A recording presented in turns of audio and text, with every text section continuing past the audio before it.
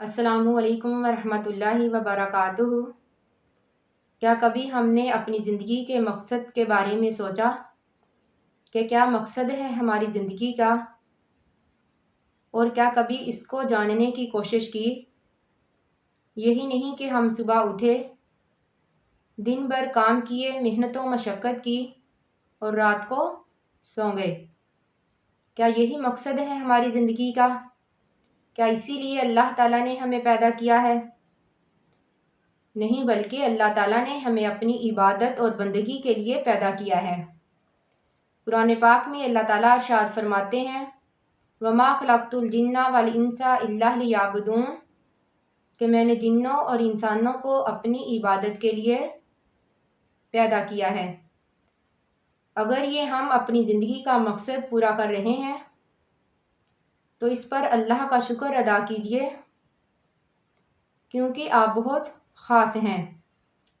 اگر نہیں تو اپنے مقصد کو جاننے کی کوشش کیجیے اور اس کو پورا کیجیے۔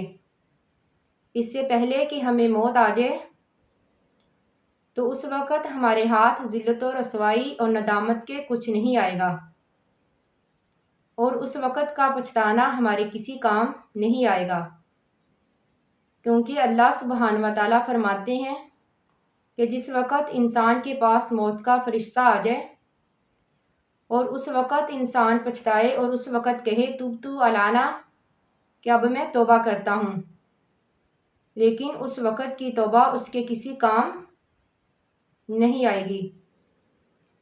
دیکھیے، اس لیے ہمیں چاہیے کہ ہم اپنے مقصد کو جانیں اور اسے پورا کریں،